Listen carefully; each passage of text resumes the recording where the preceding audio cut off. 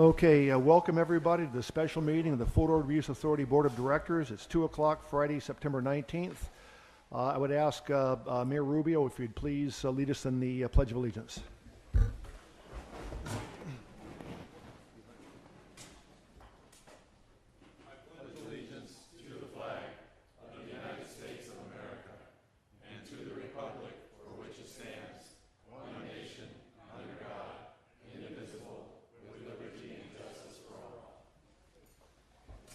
Thank you, Ralph.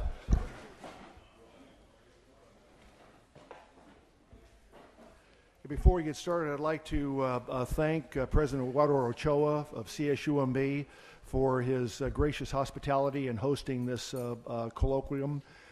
Great job. Let's have a round of applause for the CSUMB and the president. As was said earlier, that CSUMB really puts the CLASS into FORA, doesn't it? Okay, also I'd like to thank the PRAC, the Program Reassessment Advisory Committee, the members there that have worked tirelessly. This whole series of colloquia is based on the PRAC's recommendation. In particular, Victoria Beach has been a tireless advocate for having these type of information sessions to spread the wealth. So if we could have a round of applause for the PRAC and for Victoria. Thank you.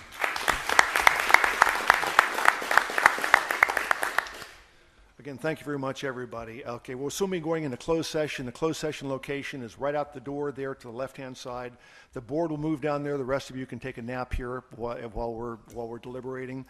The closed session items will be first conference with legal counsel, existing litigation, Government Code 54956.89 Alpha, 2 cases. First, City of Marina versus Fort Ord Reuse Authority, case number M11856. Second, Keep Fort Ord Wild versus Fort Ord Reuse Authority, case number M114961. And the last one will be Public Employment Government Code 54959.7 with regard to the executive officer. Before we go into closed session, is any member of the public wishing to address the board on any of these items we're discussing in closed session? If not, then we will be adjourning right now and reconvening next door. The board will move, everybody else stay put. The item we will cover these in is we will go through the Marina case will be first, and when we're done with that, then Marina can leave and come back and relax. That's right. And then they can come in. Okay? We are now adjourned. Thank you.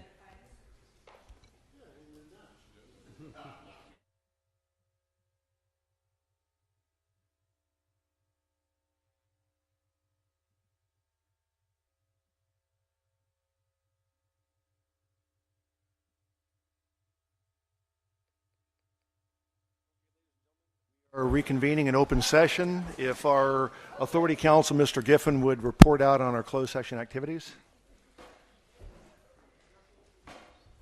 Yes, thank you, Chair Edelin. The board met in closed session on items 3A, 3B, 1, and 2, and considered the advice of counsel, met together, discussed the items, and there's nothing to report out. Thank you, John. If we could have roll call, please. City of Carmel by the Sea, Mayor Pro Tem Beach. City of Delray Oaks, Mayor Edelin. Here. City of Marina, Mayor Pro Tem O'Connell. Here. City of Marina, Councilmember Morton. Here. City of Monterey, Councilmember Selfridge. Here. Monterey County Supervisor Potter. Monterey County Supervisor Calcagno. Monterey County Supervisor Parker. City of Pacific Grove, Mayor Camp. Here. City of Salinas, Mayor Gunter. Here. City of Sand City, Mayor Pendergrass. Here. City of Seaside, Mayor Rubio. Here.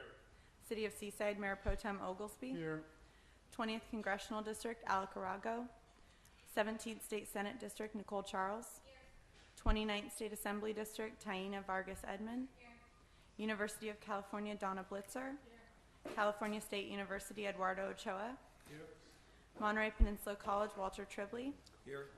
Monterey Peninsula Unified School District, Dan Alpert Jr. Here. Monterey Salinas Transit, Hunter Harvath. Transportation Agency of Monterey County, Todd Muck. Here. United States Army, Colonel Fellinger. Fort Ord BRAC Office, Bill Collins. Here. Marina Coast Water District, Director Lay. Yeah. Chair Edelin, you have a quorum.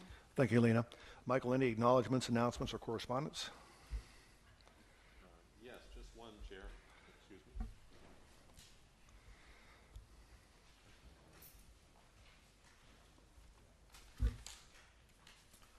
Two items, sir. First is there was a $1.2 million transfer to the Fort Ord Reuse Authority last week after Delray Oaks closed its escrow with its developer. Finally. And second, we were informed also this last Wednesday that county staff had recorded the FORA county outdeeds for the former ESCA parcels known as County North and Parker Flats Phase 1. This completes the county property acceptance process for those two parcels, which will be generally open space and open to the public on the county schedule. That's it, sir. Thank you very much. I was wondering if we would get our money from the new developer or if pigs would fly first. It looks like we got our money first, so it's a good sign. Okay, next we have consent agenda. Any member of the board wishing to pull any items for questions, discussion? Seeing none, out to the public. Any member of the public wishing to pull any items? Seeing none, I'd entertain a motion from the board.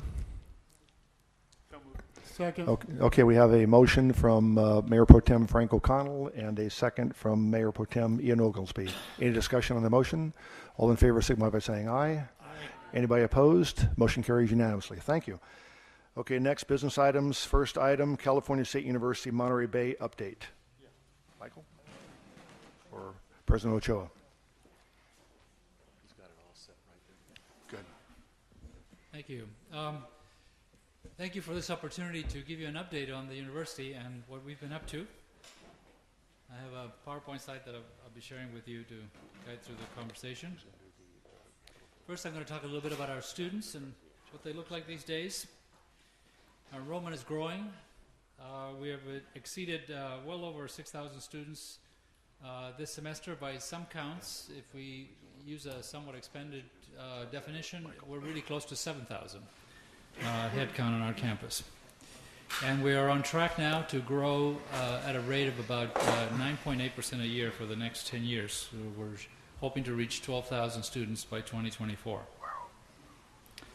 Our students come from all over the state, for the most part. 35% from the three county service area of Monterey, San Benito, and Santa Cruz counties. 25% from Southern California, and most of the rest of the students from all over the state. We have focused on increasing our international student population for a variety of reasons. International students add to the educational experience of all of our students. They enrich the learning environment. They also happen to pay full cost, so they help our finances. And of course, Monterey is a very attractive area, and it's just this is an opportunity that we hadn't taken advantage of before, but it's one of the proverbial low-hanging fruit for us is to recruit international students. So we're exceeding about 200 students right now, and that's from a base of about 2 years ago of less than 50. So we're going to be growing this, and our target is to have 10% of our student body be international students.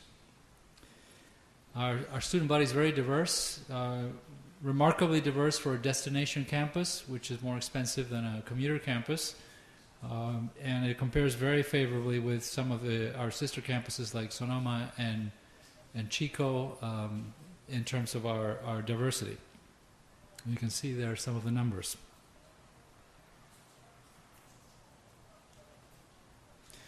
Some stories of individual stories of students. Here's a student, Anya Flateau, who is a kinesiology major. She was born with a disability and is working on a career in occupational therapy, working with patients with spinal cord injuries. And she is an active and high-achieving student on our campus and volunteers as well as work on her academics. This young man was honored with the CSU Trustees Distinguished Outstanding Achievement Scholars Award this year. And he's no relation of mine, by the way. No favoritism there. He's the son of farm workers, and he's majoring in math and has a 4.0 GPA. And he is very focused on what he wants to do. He wants to become a teacher and go back to his Salinas school and teach math there. So we're very excited about him. Julie Ashen is one of our student athletes, a senior honor student human communications major. She was the first volleyball Capital One academic All-American. So she's one of these athletes that is also an outstanding scholar. And she got the Team Academic Award also with her whole team on the American Volleyball Coaches Association. And she was her valedictorian in her high school. Our alumni, we're barely 20 years old, so we have 10,000 alumni. They're distributed in all 50 states, D.C., American Samoa, Puerto Rico, and 4 foreign countries. We have over 8,000 of them around California, and then you see there are the other states that were mostly gathered. An example of one of our high-achieving alumni, Jacob Hauser, earned a BA in telecom in 2004, and then did a master's in instructional science and technology, and joined Silicon Valley company LinkedIn, and was one of the early employees, and now he's their principal web and user interface developer. Stephanie Beechan is a 5th grade teacher in Pacific Grove Unified School District, and is one of 6 that have chosen as a California finalist for the Presidential Awards for Excellence in Math and Science Teaching. And she graduated in 2001 from CSUMB with a degree in liberal studies with an emphasis in computer science, and works also at the Monterey Bay Aquarium. Juan Perez is our graduate in environmental science, technology, and policy, and he has started his own organic farm and delivery service. And he's very much imbued with the values of sustainability that our program exemplifies, and has put them to work in his company, providing fresh organic vegetables in a very convenient delivery mechanism. And he's been identified as one of the 40 farmers under 40 by the Mother Nature Network. So we're very excited about his work and his accomplishments. A little bit about our faculty and our programs.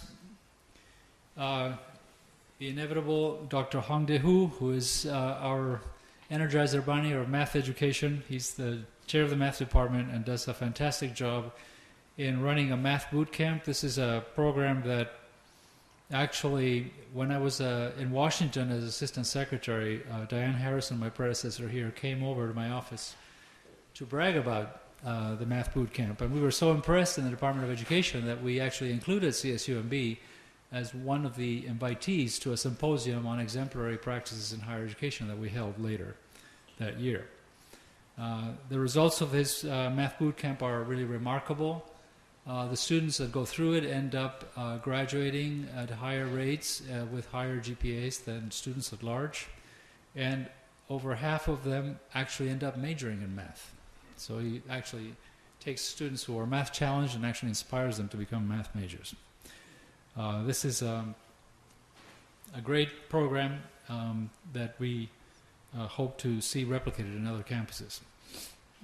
Cheryl Logan is an assistant professor in environmental science, and she is doing some remarkable research on coral reefs that has had an impact on the field, and has received support from the National Science Foundation for her research. Ruben Mendoza is a professor who has really focused on the California missions, and is probably the acknowledged expert on this effort. And he's basically doing archaeology work around the missions and finding out more about their history, and helping flesh out that chapter in California history with a fuller, more balanced view of the role that the missions played in California history. And he has received the National Endowment for the Humanities grant for work in this area.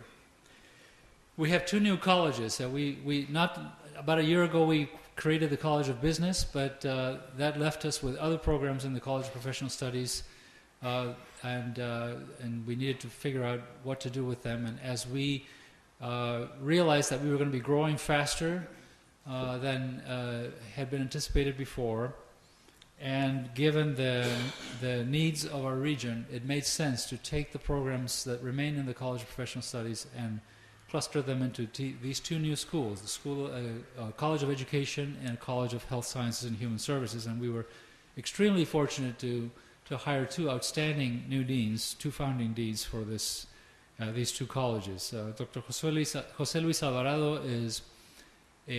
comes to us from San Diego State, where he was the associate dean in the College of Education there for something like 6 years, and so he's got solid experience on a big league College of Education, and will help us really take that program to the next level and play a very critical role in the Cradle to Career educational partnership that we're working on.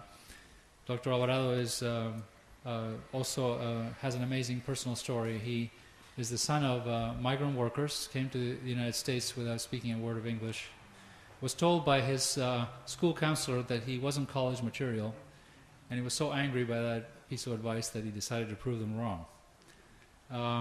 Dr. Britt Rios Ellis is an expert on Latino community health. She founded the Latino Community Health Center in Long Beach and has also been a key expert for the National La Raza office and has published extensively and received a lot of grants for that kind of work, and she's going to help us also supercharge these programs and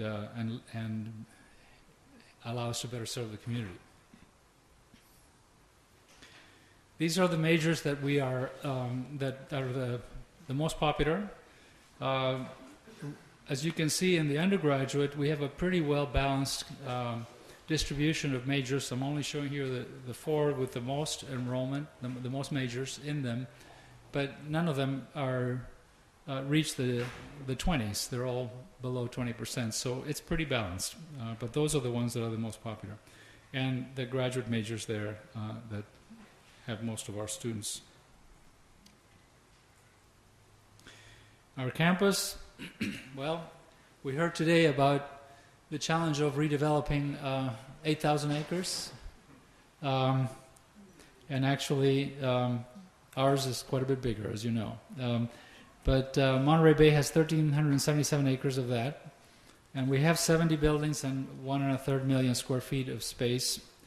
And we are currently, their master plan limit is going to be about those 12,000 students that I was talking about earlier.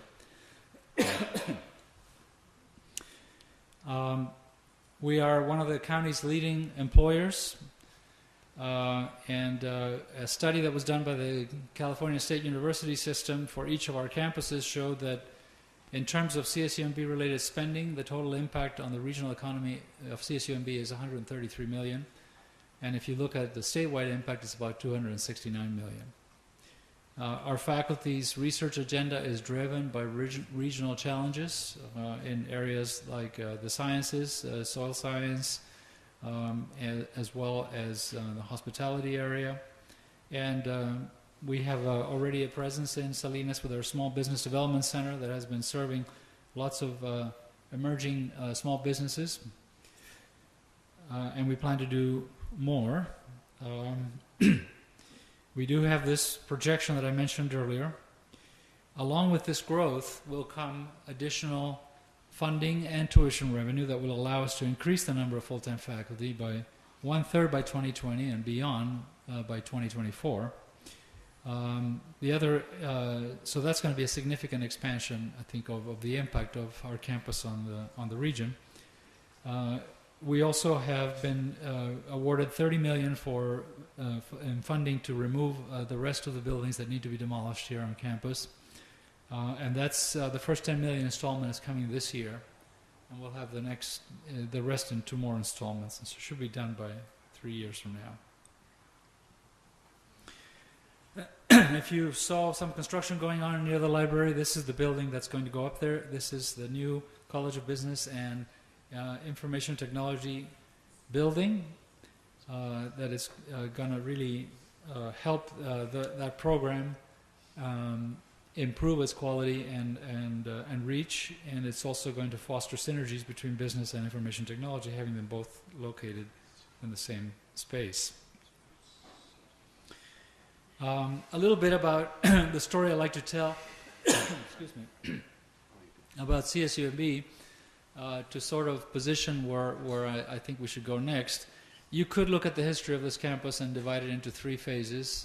The first phase being the founding phase, where there was a lot of excitement about trying all sorts of innovations, and the attraction to this campus of a remarkable group of founding faculty that developed a compelling vision statement and pretty much threw into the pot just about every innovative practice that was emerging in higher education circa 1994.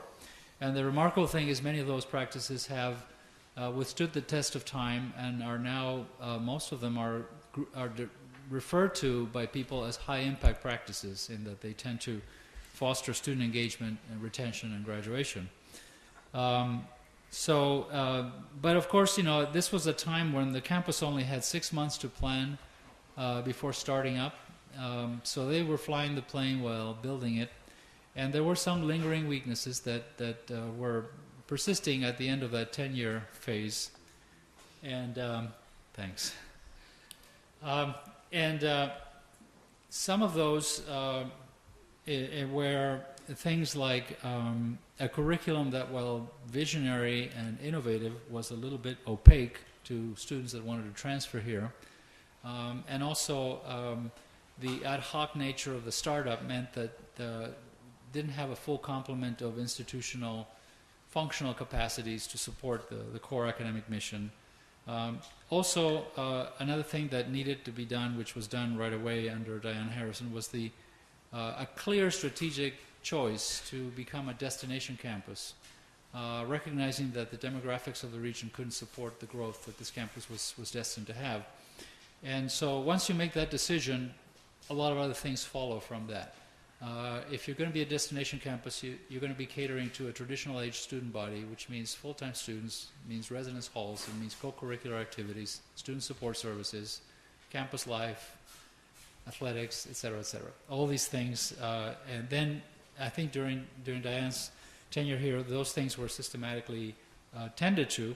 So I was very fortunate to come in and inherit a campus that was in pretty good shape, fairly mature, and also financially soundly managed. Thank you, Kevin. And really provided us an opportunity to really think about where we could go next, or what would be the next level for CSUMB. And that is really engaging with the question of what makes us unique, what makes us distinctive, how can we develop that distinctiveness. And really there's two major areas and one third one that's a more of a special topic that I've sort of laid out there for our campus that people seem to embrace. And one of them is identifying, selecting the programs that we're going to really distinguish us as a university. And we do that in three ways, two systematic ways, and one well, the third one is serendipity, so it's not systematic. But the first two ways are, one is serving regional needs, so responding to the needs of the regional economy and society, develop the programs that can best serve those needs. The other one is taking advantage of a unique asset that's available to us, and that's under that heading, marine science is one of the programs that we clearly was already strong, and we're going to continue to support it. And serendipity has also been it's also always a factor in a university. Every university has some programs that for no particular reason develop strength and is worth supporting that strength. And so we have some like that we will, in fact, support. I like to mention one that sort of captured my fancy, which is the Cinematic Arts and Technology program, which has been remarkably successful in placing graduates in just about every significant film production that's taking place anywhere. They had a alumni reception in Hollywood, and they had 100 alumni show up. I mean, they're all working. Okay, so in terms of the other major direction besides programs of distinction is becoming more of a steward of place as an institution. It's part of our mission, and so these are some of the ways we're doing it. As you know, I'm personally involved in FORA, and we're doing what we can to contribute to the conversation and to help us all focus on our common interests and the long-run strategic objectives that we all share. We have our Cal State Summer Arts Program in residence here, which is in its third year, and they seem to be enjoying it here. And that's, I think, as more and more people know about it, that will be a cultural resource for the community as well. World Theater productions have been going on for years; they'll continue. And then the Cradle to Career Educational Partnership that I mentioned earlier. We've got together with United Way and the Children's Council, the Office of Education, and the Economic Development Committee of the county to bring together all of the stakeholders in the county that are working to improve educational success for our students. And this would be a whole presentation in and of itself, so I can't go into it in detail, but we think that this is going to have a real significant effect. It's not a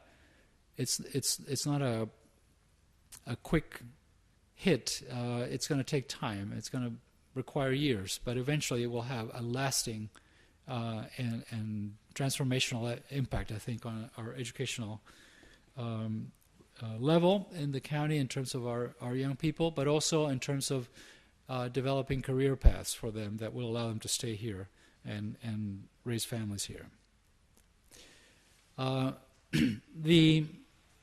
We have also had the President Speaker Series that some of you are aware of. We had several themes. The first year it was on disruptive innovation in higher ed. We had some interesting speakers on that. Last year it was Flourish Monterey County, and we had a series of topics on economic development, on gangs, and on the Strive Network. For this year, what we're planning is a series on the future of the county. Actually, it might be futures with a plural. The idea is bringing in experts that will help us envision what possible futures exist for our county, where we might go. I think keeping some of those scenarios in mind can help contextualize some of the decisions and the actions that we take in the shorter run. And then finally, we're reaching out to the community more effectively by acquiring a couple of sites. We have acquired the former Monterey Herald building in Ryan Ranch. We've moved in I think the beginning of August, and we're in the process of making some improvements there before we can start moving in our programs there. And National Steinbeck Center and us are in a very earnest conversation. I think if you read the paper, you know that there's some last-minute glitches, but everybody, all parties concerned, are optimistic that this is going to happen, and it will happen soon. And once we get there, we will be able to better serve the Salinas Valley community with programs in degree completion, continuing education for professional development, I think an outreach office to make it easier for residents of the Valley to come in and find out about the possibilities for their young people in our campus in a less forbidding sort of environment. And collaboration with the National Steinbeck Center. We have a museum science program within our visual and public arts department, which has already collaborating with them, but having them there co-located with us will also improve and extend that collaboration. So that's it, and here's our tagline. You've probably seen or heard it. We think this is a place of extraordinary opportunity. That's both our campus and this region, and we're very excited. I'm very excited personally to be at the helm of this institution and working with a great group of faculty and staff and a community that's very supportive. It's really been a great 2 years. So, thank you.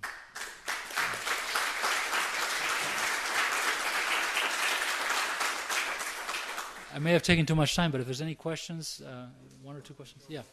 Dr. John, would you talk about the veteran service program? I understand a few years ago you opened up a veteran service center. Yes, we have that. We have. I have seen those numbers. I haven't committed them to memory, unfortunately. They're not very large, but we are serving. I would say it's in the sort of low to mid 2 digits. I think it's about where the numbers are. But yeah, we are, and we plan to ramp up that even more. Yeah.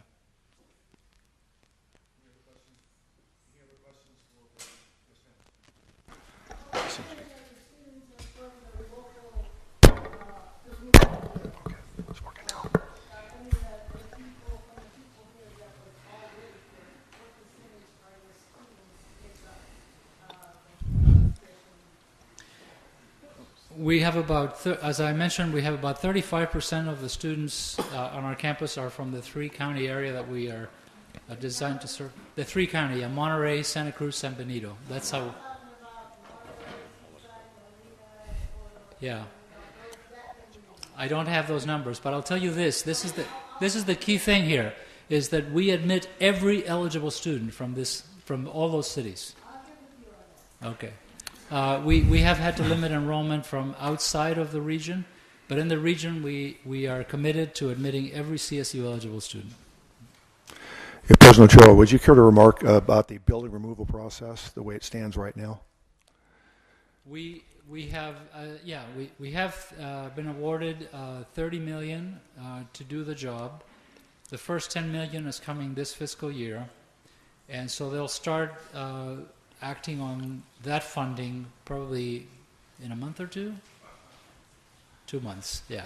And we have already done some removal that people may have noticed on the west end of campus of some of the lighter structures. That was done with some year-end money that was not part of the $30 million. So we got started with that, but the real hardcore, hammerhead removal will start probably in a couple of months. Okay, thanks. Yes, sir, in the back.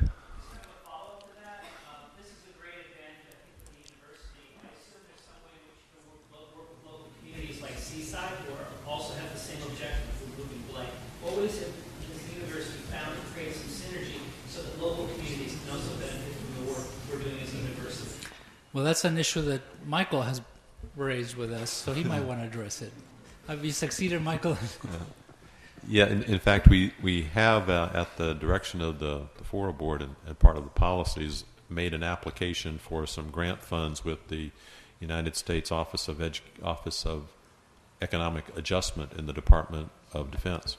We've also been working with Senator Monning's office on different ways of addressing the blight removal, and to do that in coordination with the work that CSUMB is doing. We recognize the great options available of reducing mobilization and demobilization, and potentially looking at some other innovative ways to remove buildings.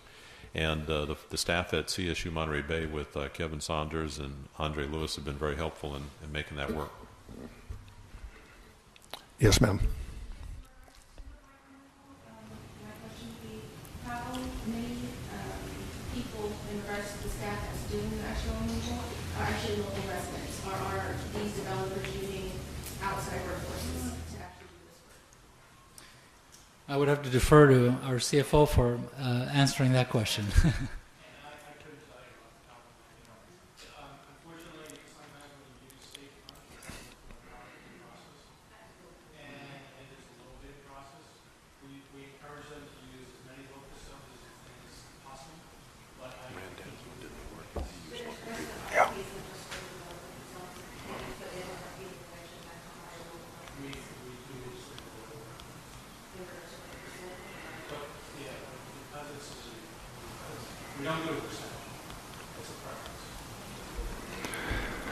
Okay, any other questions for President Ochoa?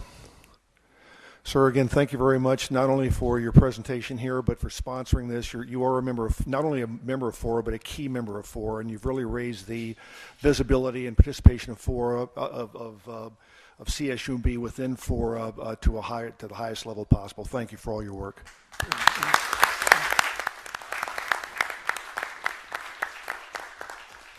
Okay, that was an information item. We'll deem it received. Next is the Capital Improvement Program Review, Phase 3 Study Final Report. Mr. Jonathan Garcia will lead us through that. Jonathan?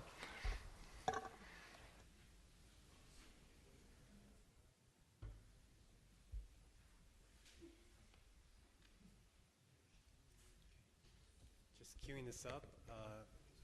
Members of the board, thank you for this opportunity to give you a brief update on the Capital Improvement Program Phase 3 Study Final Report. This is the written report that Economic and Planning Systems performed, just following up from the presentations we had in May and June. So just wanted to give a summary and next steps related to this final report. So just kind of background the results of the report. As the board and public may remember, there was a recommendation from the report for a 17% CFD special tax development fee reduction, and that board adopted that reduction in June. Recommendations from the report were also to review the HCP costs when the HCP is approved and the cooperative endowment holder selection process is over. And then also to update the 2005 FORA fee reallocation study, which is the basis for the FORA Capital Improvement Program Transportation Program costs. So next steps for following on to those recommendations include conducting the cooperative endowment holder selection process with permittee representatives participating in that process. Also another next step is to complete a TAMC contract, budget and scope for board consideration. That's for the update of the FORA fee reallocation study. And then also review the 2014-15 EPS scope for the endowment holder selection process and other CIP programs. They're currently scoped to assist with the selection of the endowment holder. So any board questions, I'm available to address, or questions from the public. Thank you. Any questions from board members? Michael has a quick comment. Yes, just for the board members, what you just saw Jonathan provide is essentially the work program for this year in terms of securing the endowment holder, making sure that the CIP is implemented in the way that the board's directed, and finally to make sure that the scope that we get with TAMC looks at that fee reallocation study to see if it needs to be updated. And so we're working with Todd Muck and Debbie Hale on that program. And so just to make sure the board members, it's essentially the coming year's program. Out to the public, any questions by members of the public? Seeing none, again, that's an information item. We'll deem it received. Next, we have the Regional Urban Design Guidelines Project Update. Mike will lead us off on that. Yes, Chair. Mayor Pro Tem Beach from Carmel by the Sea mentioned earlier that the Regional Urban Design Guidelines process is beginning in earnest next week. On Monday, there will be a couple of sessions held. The primary one will be in the afternoon that will include the task force members, that include representatives from the jurisdictions, along with representatives from the board. Josh Metz has prepared a brief PowerPoint presentation that will give you an overview, rather briefly, but an overview of what's coming, which leads up to charrette and a week-long program that's going to be in the early part of 2015. Great, thank you, Michael, and members of the board. Yeah, today I will just give a brief history. Most of this you saw at our last presentation. The main new item is to remind you all that the Dover coal contract was approved in July. We went ahead and finalized that contract. Now we're working on next steps of finalizing the project schedule. We're holding a startup meeting with the consultant team on Monday. We're initiating some online engagement, which should be interesting for folks who will have an opportunity to engage with the consulting team remotely while they're distant and leading up to these events on site. And we'll be preparing for a site visit in November and a charrette in February. So these are the key dates to keep in mind. Monday, we're doing the startup meeting. So that's the Regional Urban Design Guideline Task Force. That's 1 to 3 p.m. at the FORA offices, and it's a public meeting. November 12th through the 19th, there'll be a site visit. That'll be principals from each of the consulting team firms will be here touring and interviewing folks, and they'll be making a board meeting presentation at that time. And February 2nd through the 13th, there will be the charrette will be held here on site on the former Ford, or most likely at the FORA offices. So any questions from the public or the board? Any questions, first of all, by members of the board? Seeing none, question by member of the public. Yes, ma'am. How long will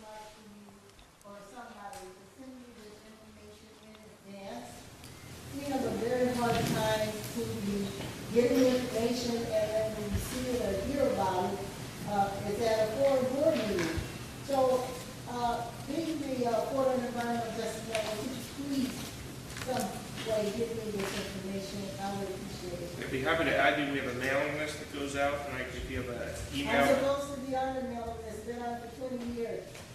So I'll get with you after and make sure I have your email address so we can add you that list. Any other questions by members of the public? Yes, ma'am. Yes, looking through the information that I have today, I'm noticing that it does mention community involvement, supposed community involvement, doing interviews, et cetera. But the thing that I'm noticing is that, like this process has always been, in regards to that community involvement, we're really not involved. I mean, pretty much you had a base that closed almost 20 years ago, and people or entities were allowed to come in and basically just do what they wanted. Most people in the community would think, you know, hey, this base is closed, we suffered from it. Okay, you guys are going to come in, you guys are going to pay to play. You know, our schools need things. You have teachers that are buying food for students that come to school hungry, that are working with textbooks that are over 10 years old. You have youth that are in trouble because they don't have programs to go to after school. So I'm trying to understand how we were allowed to have all this happen without any prioritization of the community, saying that, hey, these developers are coming in, you're going to hire a percentage of the local workforce to do the cleanup. You're going to contribute to the schools since you want to come and build in our community. I'm just not seeing any kind of, I guess, what community agreement or community plan. And even looking through here in regards to what's being discussed, I'm still not seeing that. I'm seeing that, you know, they want community comment, like for a 30-day process after the draft or whatever. But there needs to be more involvement in regards to the actual disparities going on in the community and in the needs. And it needs to be done by grassroots organizations that are in touch with even the disadvantaged parts of the community, not the affluent, not just the affluent community. So I want to know if you could address that. Mr. Villamord will address that. Michael. Thank you, Chair. If you're interested, Jonathan and Josh have made sure that it's clear that there is a meeting on Monday afternoon to discuss the beginning of this process. There's a completely open and engaged process for all of the members of the community that are in each of those things that were above. All of those items that Jonathan and Josh put on the board, Josh just described, are included in the board report. So if you want to come and have a separate discussion with me about it, LaVon Stone asked for one earlier. If you'd like to join her, we can have that conversation in a week and a half or two. I do hope this time is going to be acted on, because this is not the first time we're doing this. We participated in workshops and everything, so we keep on participating. I hope this time is going to make a difference.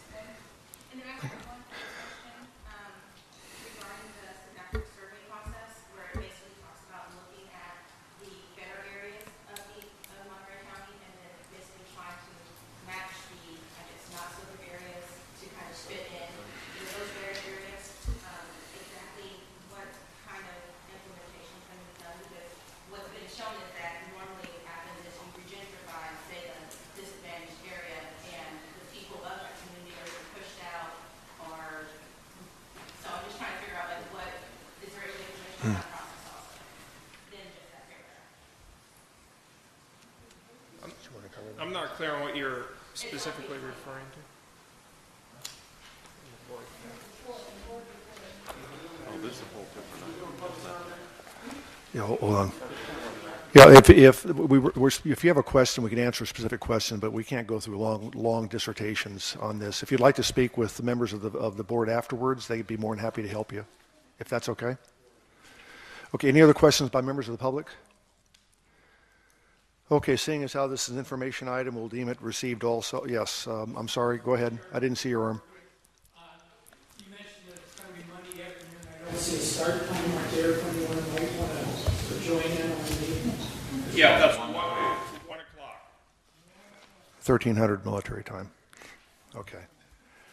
Okay, again, this is an information item. We'll deem it received. Next, we have public comment period. Any member of the public may address the board on any item that's not on the agenda. You've got 3 minutes. Any member of the public wishing to address the board? Yeah, if so, please, to the microphone. You're being taped. Yes. For posterity's sake. I'm Jane Haynes, and I'm here with good news.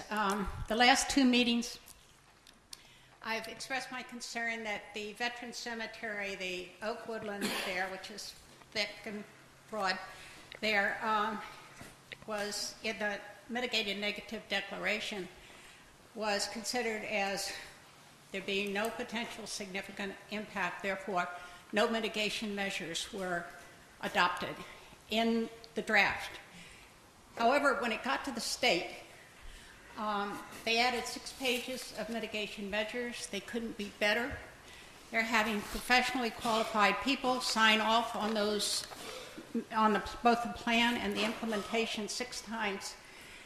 And I think that, oh, and I noticed in the CSUMB thing today, they showed the oak woodland up there. It's in the logo of FORA. There's a coastal oak there in the logo. It was there this morning in the invitation. You know, there was a picture of the oak woodland, and my concern was, here we're making a veteran cemetery at Fort Ord, and it looked to me like we were getting ready to kill the forest. We're not. There couldn't be better protections. The state changed it. They added 6 pages. I can't think of any better protection that they could have made for that oak woodland. And I think we're all going to the city of Seaside is going to be so proud someday to have that healthy forest around that cemetery, and FORA will be proud too. So I just wanted to bring that good news, because the last time I saw you, I didn't know that was going to happen. Okay. Thank you, ma'am. Nice comments. Any other members of the public? Good afternoon. Margaret Davis with Friends of the Fort Ord Warhorse. I just wanted you to please mark your calendars for 5th annual Fort Ord celebration of Veterans Day at the Marina Equestrian Center Park. So that'll be Saturday, November 8th at 10 a.m. This year we're having a special focus on the Vietnam War. So our Flash Museum will be with Vietnam memorabilia. There'll be a talk by Colonel Richard Barrett, who commanded a battalion here at Fort Ord during Vietnam. His talk is entitled Vietnam War, A View from Fort Ord. There'll be coffee and donuts starting at 9. We're hoping to get a Huey helicopter for you, and some great displays and living historians of the Vietnam War era. November 8th at 10 a.m. Thank you. Thank you, ma'am. Any other members of the public wishing to address the board?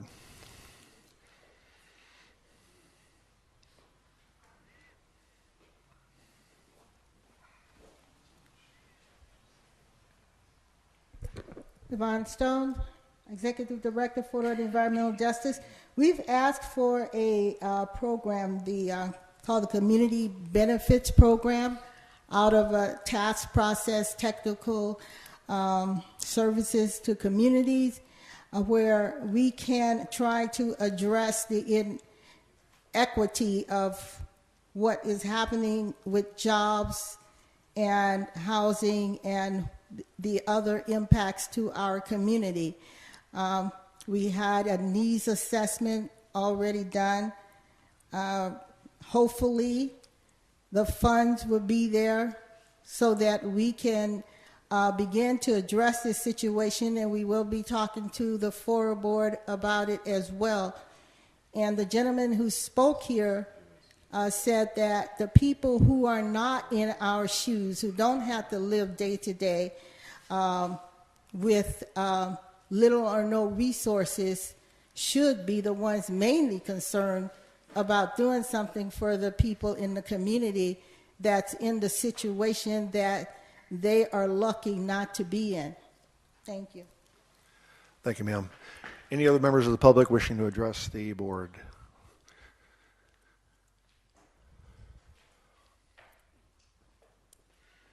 Yes, my name is Mimi Velasquez. I work with Levon Stone at the Fort Ord Environmental Justice Network. I'm asking again because I recently visited a couple of the leasing offices in the Fort Ord community, Preston Park and Schoonover Park, and questioned in regards to the Prop 65 signs.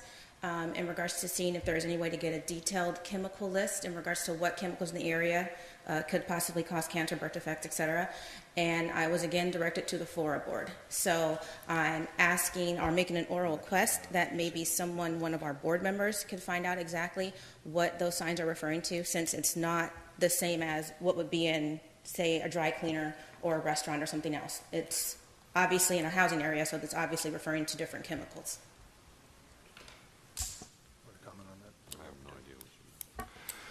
The FORA staff will look at that and get back to you. Okay. I know I see those same signs when I walk into Starbucks, so we'll see what we can do. No, understand. Yeah. It should be understood that there are signs posted for various reasons across the base. There are different locations.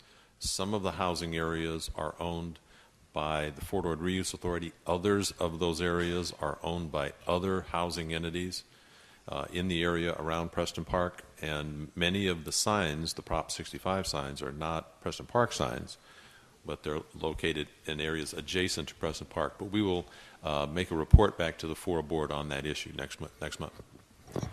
Any other members of the public wishing to address the board on any items not on the agenda? Saying none, the public comment period is closed. Next on the agenda, Executive Officer's Report. Michael? Chair, I have only one item to add to my report, and that's to highlight the fact that August 29th was the deadline for all responses to come in on the final form of the Fort Ord Multi-Species Habitat Conservation Plan, which is the new name. And that will be is now being circulated and should be wrapped up by our regulatory friends and ready for publication in a short period. Senator Monning's office has offered to help us again if we have any difficulties, and agreed to sponsor a meeting in October if we had any difficulties getting that through the regulatory agencies. Okay. Thank you. Okay, next, items for members. Any members of the board have any items to share with the public and the rest of the board? Seeing none, ladies and gentlemen, we're adjourned. Thank you very much. And again, thank you to CSUMB for all their hard work there. Thanks.